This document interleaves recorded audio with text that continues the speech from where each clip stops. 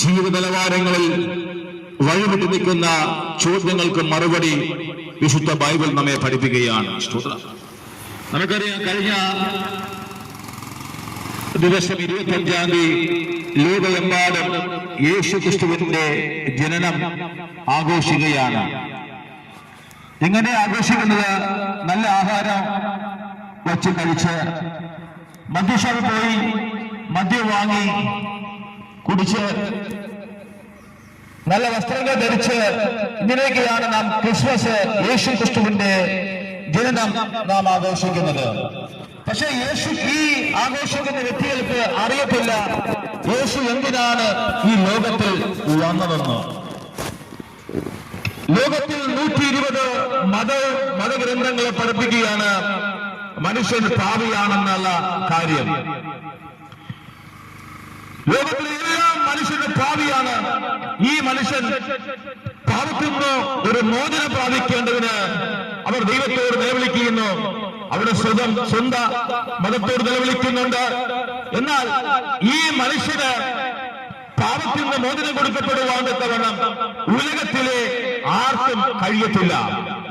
അങ്ങനെ ദൈവത്തിൽ നിന്ന് അന്യപ്പെട്ടു പോയ മനുഷ്യനെ തിരിച്ച് ദൈവത്തിലേക്ക് കൊണ്ടുവരേണ്ടതിന് മനുഷ്യന്റെ പാപത്തിന്റെ പരിഹാരത്തിന് വേണ്ടി വേഷത്തിൽ മനുഷ്യനായ യേശു ക്രിസ്തു കന്യകയിൽ കൂടെ ജനനമെടുത്ത് ഈ താണലോകത്തേക്ക് കടന്നു വന്നു. നമുക്കറിയാം, ഈ ലോകമെമ്പാടും യേശുവിന്റെ ദിനത്തെ ആഘോഷിക്കുകയാണ്. യേശു വന്നത് കന്യകയിൽ കൂടെ ജനനമെടുത്ത് ഈ ലോകത്തേക്ക് ഇറങ്ങി വന്നു.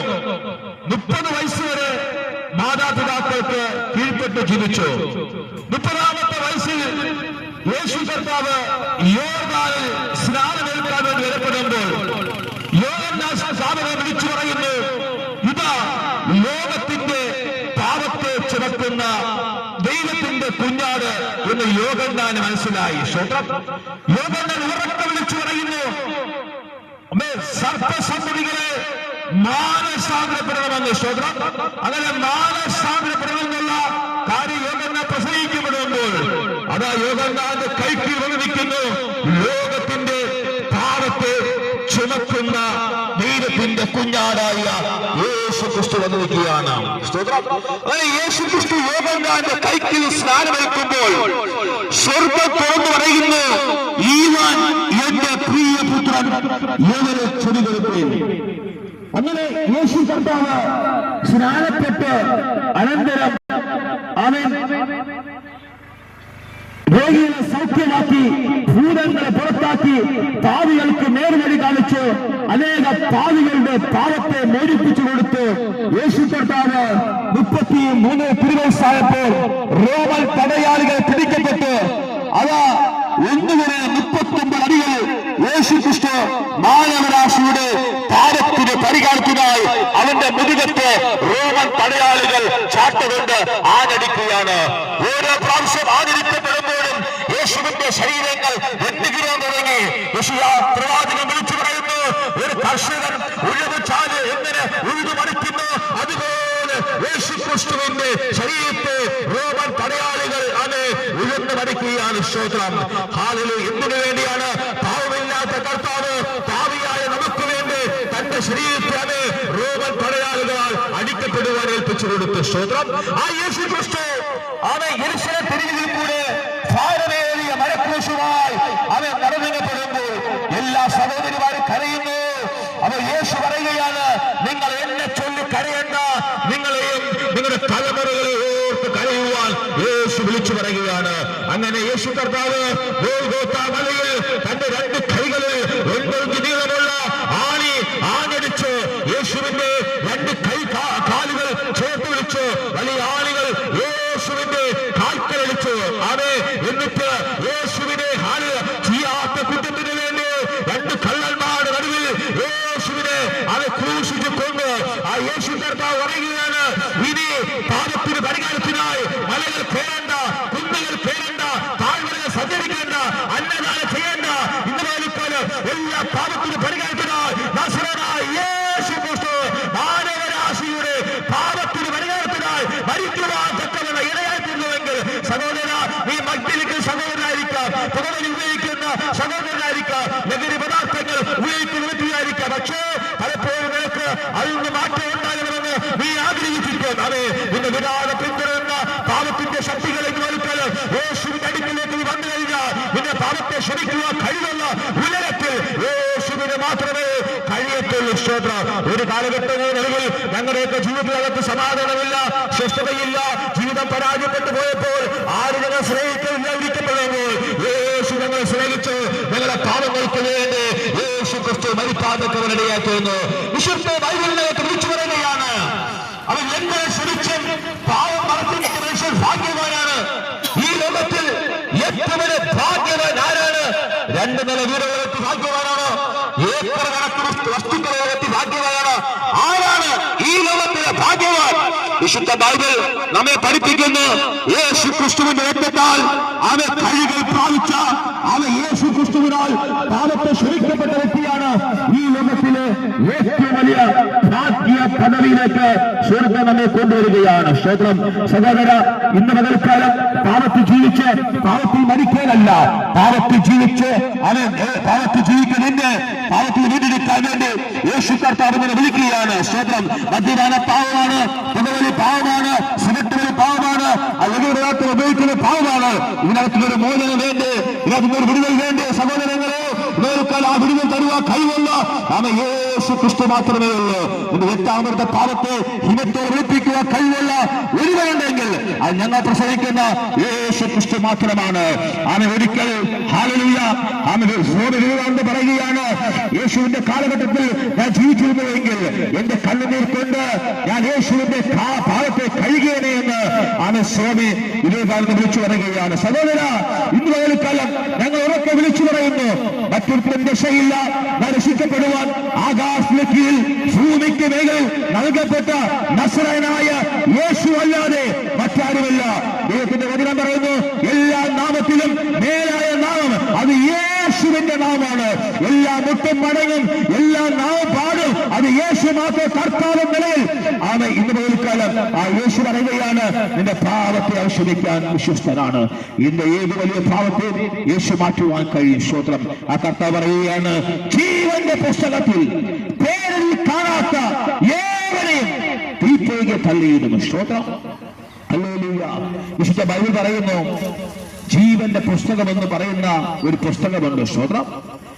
നമുക്കറിയാം, ഈ ലോകത്ത് ജീവിക്കപ്പെടുമ്പോൾ തന്നെ നമുക്ക് എന്തെങ്കിലും കാര്യങ്ങൾ നേടിയെടുക്കണമെങ്കിൽ നമുക്ക് ഒരുപക്ഷെ ആധാർ വേണം, അല്ലെങ്കിൽ പാൻ കാർഡ് വേണം, അല്ലെങ്കിൽ മറ്റ് നിയമ സംവിധാനത്തിനകത്ത് നമ്മുടെ പേരുണ്ടായിരിക്കണം. സ്തോത്രം. എന്നാൽ വിശുദ്ധ ബൈബിൾ പറയുന്നു, ജീവന്റെ പുസ്തകം എന്ന് പറയപ്പെടുന്ന ഒരു പുസ്തകം സ്വർഗത്തിലുണ്ട്. ആ സ്വർഗത്തിൽ നിന്റെ പേരില്ല എങ്കിൽ നിന്റെ ജീവിതം നിത്യ നാശത്തിലേക്കാണ്. സ്തോത്രം. അപ്പോൾ ജീവന്റെ പുസ്തകത്തിൽ എങ്ങനെയാണ് പേര് ചേർക്കുന്നത്? വലിയ പൈസ കൊടുക്കേണ്ട, ഒന്നും കൊടുക്കേണ്ട. യേശുവേ, എന്റെ ജീവിതത്തിൽ നിന്ന് വരണമേ, എന്റെ പാപങ്ങൾക്ക് വേണ്ടി അങ്ങ് മരിച്ചു ഞാൻ വിശ്വസിക്കപ്പെടുകയും ഞാൻ ഹൃദയം കൊണ്ട് വിശ്വസിക്കുന്നു, വാഗോണ്ട് ഏറ്റു പറയുന്നു. ഇന്ന് പകൽക്കാലം ഞാൻ യേശുവിനാൽ എന്റെ ജീവൻ സമർപ്പിക്കുമെന്ന് പറയപ്പെടുമ്പോൾ നിന്റെ പേര് ജീവന്റെ പുസ്തകത്തിൽ എഴുതുമെന്ന് വിശുദ്ധ ബൈബിൾ പഠിപ്പിക്കുകയാണ്. സ്തോത്രം.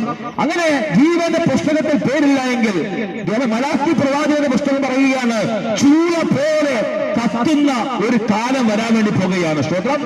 അപ്പോൾ ഇനി ഈ ഭൂമിയെ കർത്താവ് തീക്കാണ് ഒരുക്കി വെച്ചിരിക്കുന്നത്. പത്രോസ് ലേഖനം പറയുന്നു, ഭൂമിയും അതിന്റെ മൂലപദാർത്ഥങ്ങളെല്ലാം കത്തി ഒഴുകിപ്പോകും.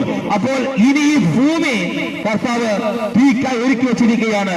നമുക്കറിയാം, ബോംബെയിലൊക്കെ കടന്നുപോയി കഴിഞ്ഞാൽ ഗ്യാസും ഇലക്ട്രിസിറ്റി എല്ലാം ഭൂമിയുടെ അടിയിൽ കൂടെ വെക്കൊണ്ടിരിക്കുകയാണ്. ഇന്ന് പകൽക്കാല വാത്സല്യ സഹോദരങ്ങള്, ഈ ഭൂമി തീക്കായി ഒരുക്കി വെച്ചിരിക്കുകയാണ്. പക്ഷേ ദൈവത്തിന്റെ വചനം പറയുന്നു, ഒരു മനുഷ്യൻ സർവ്വലോകവും നേടിയാലും സ്വന്തം ആത്മാവിനെ നഷ്ടമാക്കിയാൽ എന്താണ് പ്രയോജനം? ഹല്ലേലൂയ. യേശുവില്ലാത്ത ജീവിതം അത് പരാജയമാണ്. യേശുവില്ലാത്ത യാത്രകൾ അത് പരാജയമാണ്.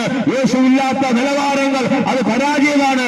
യേശുവിനെ ഇങ്ങനെ വിളിക്കാല് നിന്റെ ഹൃദയത്തിലൊക്കെ ജനിക്കുവാൻ തക്കവണ്ണം നിന്റെ ഹൃദയത്തിന് വിളിക്കാല് യേശുവിന് വേണ്ടി ഏൽപ്പിച്ചു കൊടുക്കാൻ ഞങ്ങൾ ആഹ്വാനം ചെയ്യുകയാണ്. അപ്പൊ തിരുവെഴുത്ത് പറയുന്നു, ഒരു മനുഷ്യൻ സർവ്വലോകവും നേടിയാലും അവന്റെ ആത്മാവിനെ നഷ്ടമാക്കിയാൽ എന്താണ് പ്രയോജനം? സ്തോത്രം. അലക്സാണ്ടർ ചക്രവർത്തി എന്ന് പറയപ്പെടുന്ന ആ മഹാനായ മനുഷ്യൻ പറയുകയാണ്, അവൻ രാജ്യങ്ങൾ പട്ടണങ്ങളൊക്കെ വെട്ടിപ്പിടിച്ചിട്ട് പറയുകയാണ്, കടലുകൂടി കരയായിരുന്നുവെങ്കിൽ ഞാൻ അതിനെ കൂടെ വെട്ടിപ്പിടിച്ച് എന്റെ സാമ്രാജ്യം ഞാൻ പണിയുമായിരുന്നു. പക്ഷേ ഈ മനുഷ്യൻ ഒരു കൊതുവേടിയേറ്റ് മരിച്ച് അത് ബോഡി കൊണ്ടുപോയപ്പെടുമ്പോൾ അത് രണ്ട് കൈകളും പുറത്തേക്ക് തിരിക്കുകയാണ്. ഈ മനുഷ്യൻ മരിക്കുന്നത് പറയുകയാണ്, ഞാൻ ഈ ലോകത്തിൽ ഒന്നും കൊണ്ടുവന്നില്ല, ഞാനൊന്നും കൊണ്ടുപോകുന്നില്ല. ആമേ. ഇന്ന് പകൽക്കാലം വിശുദ്ധ ബൈബിൾ പറയുന്നു, മരണത്തിനപ്പുറം ഒരു ജീവിതമുണ്ട്, മരണത്തിനപ്പുറം ഒരു ജീവിതമുണ്ട്. അതുകൊണ്ടാണ് ഞങ്ങൾ ഈ പകൽക്കാലം ഉറക്കെ വിളിച്ചു, സഹോദര, നിന്റെ ആത്മാവ് നഷ്ടമാക്കി തീർക്കല്ലേ എന്ന് പറയുകയാണ്. മരിച്ചു കഴിഞ്ഞാൽ ആചാരങ്ങൾക്കോ കർമ്മങ്ങൾക്കോ പൂജകൾക്കോ ഒരു മനുഷ്യന്റെ ആത്മാവിനെ സ്വർഗ്ഗത്തിൽ കൊണ്ടുപോകാൻ കഴിയത്തില്ല. പകരം ജീവിച്ചിരിക്കപ്പെടുമ്പോൾ എവിടെ പോകണമെന്ന് ആവാൻ അവർ ചിന്തിക്കണം. സ്തോത്രം. വിശുദ്ധ ബൈബിളിനകത്ത് രണ്ട് വ്യക്തികളെ കുറിച്ച് പറയുകയാണ്. ധനവാനും ലാസറും എന്ന് പറയപ്പെടുന്ന ഈ രണ്ട് വ്യക്തികളെ കുറിച്ച് യേശു ക്രിസ്തു പറയുകയാണ്. ധനവാൻ തന്റെ ധനത്തിന് ഒത്തുവണ്ണം ആഡംബരത്തോടെ ജീവിച്ചു. അവൻ യേശുവിനെ കൈക്കൊണ്ടില്ല, നല്ല ആഹാരം കഴിച്ചു, നല്ല വസ്ത്രം ധരിച്ചു, മദ്യപാനം ഉപയോഗിച്ചു, എല്ലാം ചെയ്തു. പക്ഷേ ധനവാന്റെ വീട്ടിനകത്ത് കിടന്ന ലാസർ എന്ന് പറയപ്പെടുന്ന ദൈവമനുഷ്യൻ, അവൻ ദൈവത്തെ ആരാധിക്കുന്ന ദൈവമനുഷ്യനാണ്. പക്ഷേ ഈ രണ്ട് വ്യക്തികൾ മരിച്ചപ്പോൾ ആദ്യം ലാസർ മരിച്ച് അബ്രഹാം പിതാവിന്റെ മടുക്കത്തിലേക്ക് പോയി. ധനവാൻ മരിച്ച് ധനവാനത്തിൽ യാതൊരു സ്ഥലത്തേക്ക് പോയി. അവിടെ കിടന്നുകൊണ്ട് കിടാത്ത തീയും ചാകാത്ത ഭൂമിയും കിടക്കുകയാണ്. അവൻ ധനവാൻ ഉറക്കെ നിലവിളിക്കുന്നു, ഇവിടെ ദേഹം പൊള്ളുകയാണ്, നാക്കു വരണ്ടു വരികയാണ്, എനിക്ക് ഇത്തിരി വെള്ളം തരണമേ എന്ന് പറഞ്ഞുകൊണ്ട് ധനവാനായ മനുഷ്യൻ ഉറക്കെ നിലവിളിക്കുമ്പോൾ അവൻ ലാസറിന്റെ വെള്ളമൊക്കെ നനയ്ക്കണമെന്ന് പറയപ്പെടുമ്പോൾ അബ്രഹാം പിതാ പറയുന്നു, അവിടെ നിന്ന് ഒരാൾക്ക് ഇങ്ങോട്ട് വരുവാനോ ഇവിടെ നിന്ന് ഒരാൾക്ക് അങ്ങോട്ട് പോകാനോ കഴിയത്തില്ല. സ്വർഗ്ഗത്തിനും നരകത്തിനും ഇടയ്ക്ക് ഒരു വലിയ വിള്ളൽ കിടക്കുകയാണ്. സഹോദര, സ്വർഗ്ഗം എന്ന് പറയുന്നത് അത് യാഥാർത്ഥ്യമാണ്, നരകം എന്ന് പറയുന്നത് അത് യാഥാർത്ഥ്യമാണ്. സ്വർഗ്ഗത്തിൽ പോകുവാൻ ഏക വഴി, ഏക സത്യം എന്ന് പറയുന്നത് അത് കർത്താവായ യേശു ക്രിസ്തുവിൽ കൂടെ അല്ലാതെ കഴിയത്തില്ല.